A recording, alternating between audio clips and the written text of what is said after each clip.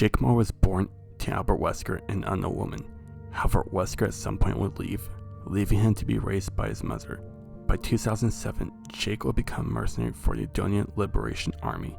However, by 2012, Jake and his platoon would test the newly created C virus.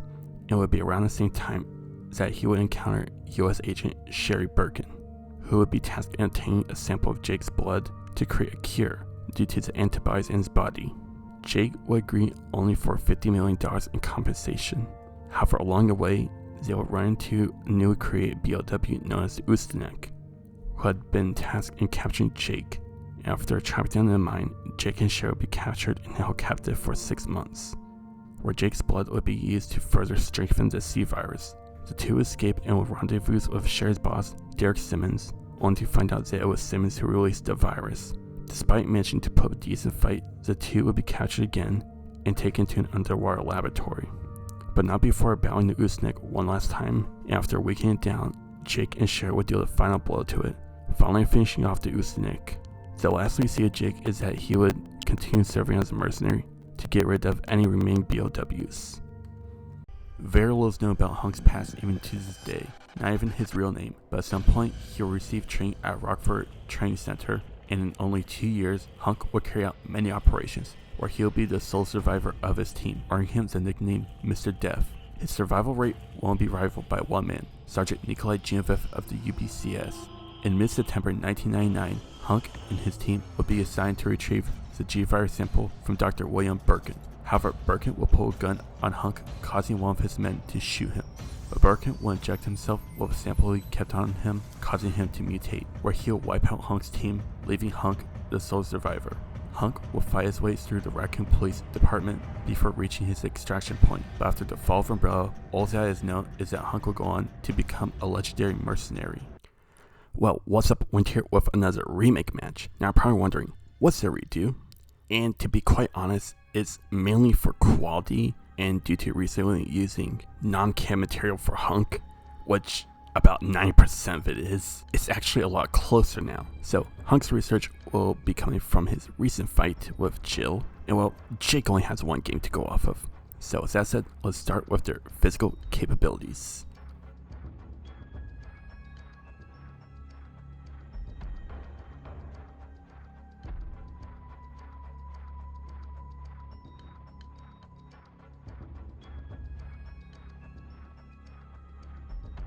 By the end of Resident Evil 6, Jake will be a 20-year-old man staying at 6'3" with a muscular build. Due to being enhanced with the C virus, Jake's physical prowess will be greatly enhanced. He can crush the heads and kill Joava with his physical strikes, and most impressively, stagger the Ustinek with his punches, with the Ustinek being able to plow through concrete and steel with minimal effort. Speed-wise, Jake has reacted to gunfire and should be relative to Leon and Chris, who have reacted to high-caliber gunfire consistently.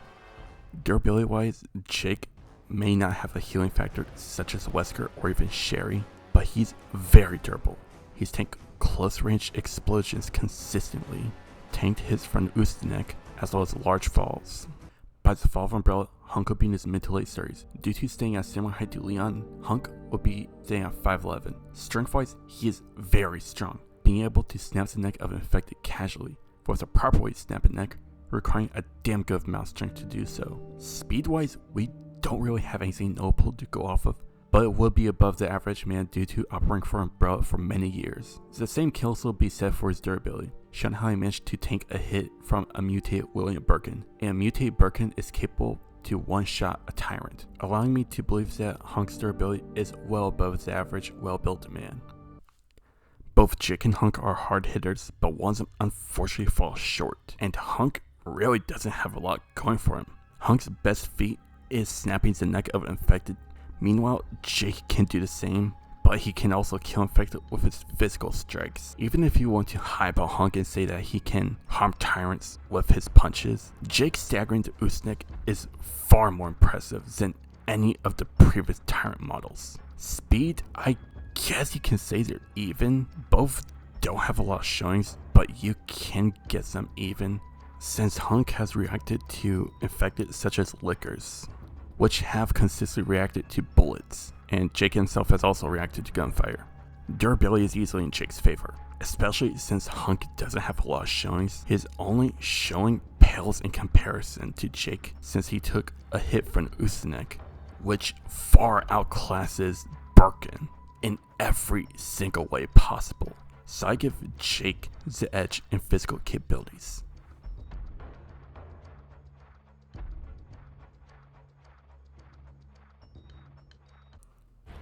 Jake carries only 2 weapons. For a handgun, he carries a 909 handgun, which carries 15 rounds per magazine and fires 45 ACP rounds. For long range, he carries an assault rifle known as the Bear Commander, which carries 30 rounds per magazine and fires 5.56mm NATO rounds. The Bear Commander also has a grenade launcher, which is pretty self-explanatory.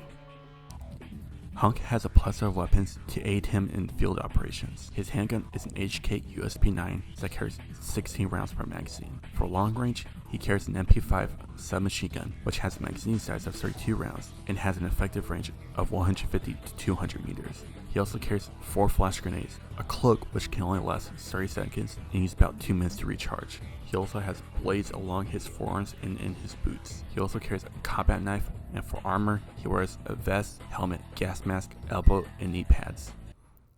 Both Jake and Hunk are bringing a solid arsenal of weapons to the table to defend against the infected.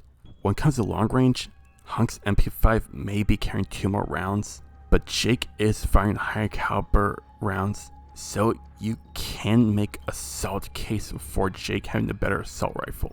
As for handguns, they're pretty much firing the same rounds, but Hunk is carrying 1 more bullet. However, Hunk still has an advantage due to wearing armor, has a knife, as well as him blades, his cloak, and having flash grenades. So with Hunk being the one to break the stalemate between them, I give Hunk the edge in weapons equipment by default.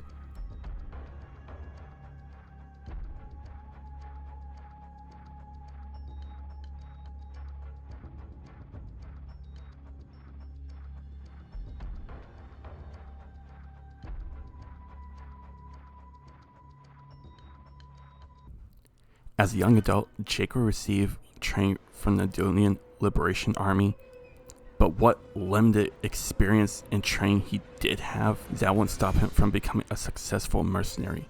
From what we see, Jake seems to be skilled in Muay Thai, similar to kickboxing, but teaches a user in elbow knee strikes.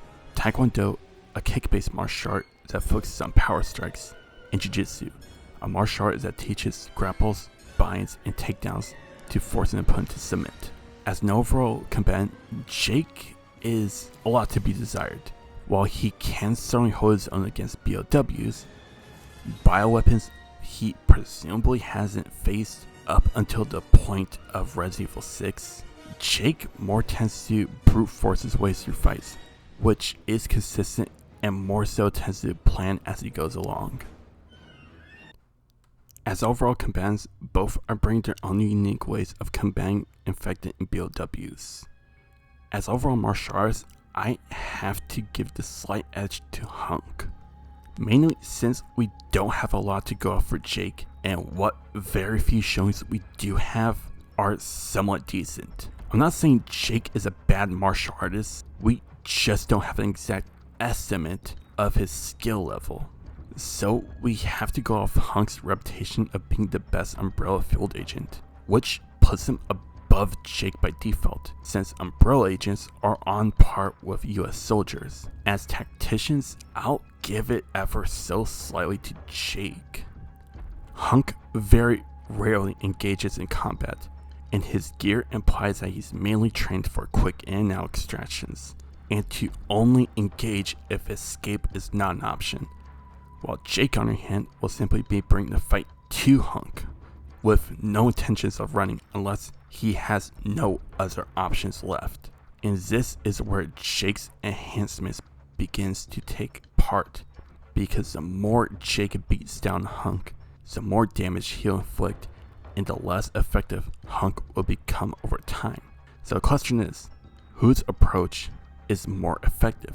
Jake's brute force approach, Hunk's stealth and quiet approach? And while I could see a solid case being made for Hunk, I more favor Jake. Because similar to Joe vs. Krauser, I also see his fight getting to close quarters. In that case, I see Jake taking his advantage over time. So with Jake having better odds more times than not, I give Jake the slight edge in combat skills and tactics.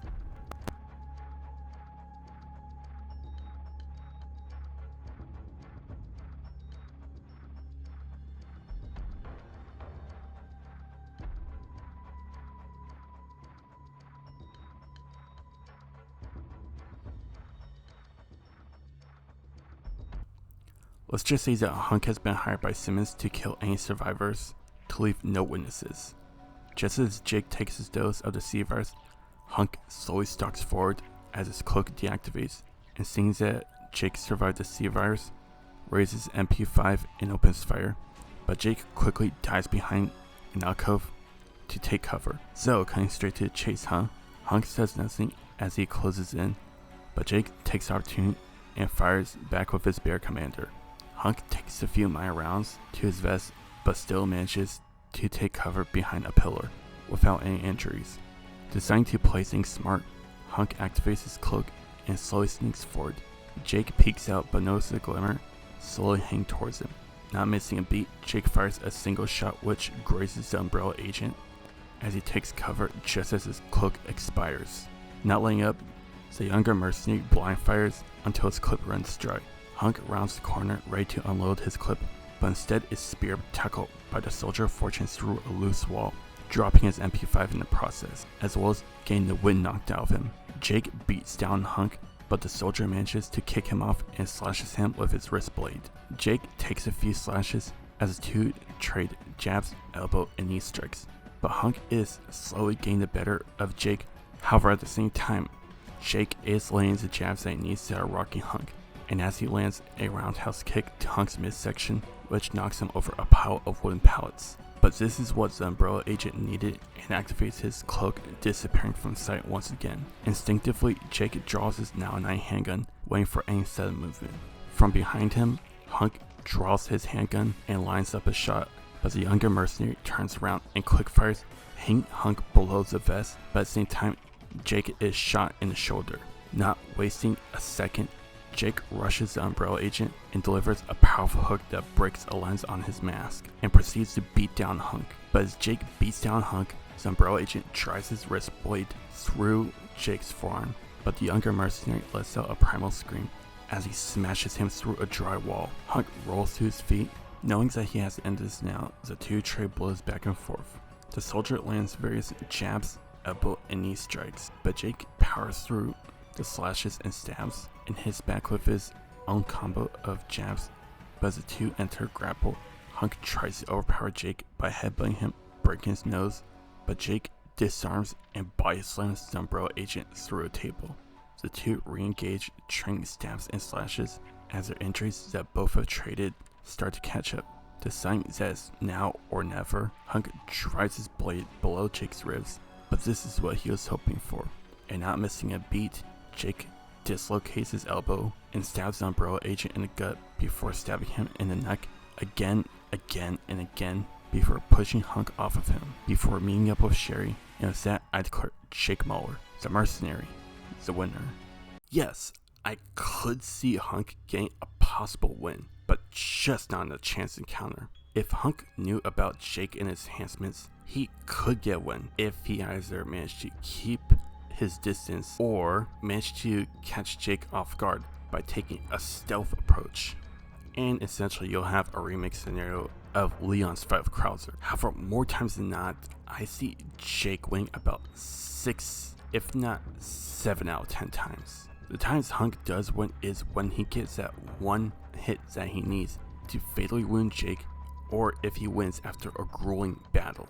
Now I know what you're saying, but his cloak and flash grenade, but he also has hand grenades in some game. Well, put a cork in it, how about that? And by that logic, Jake also uses flash grenades in the mercenaries mode. So Hunk is essentially challenging Jake at his own game.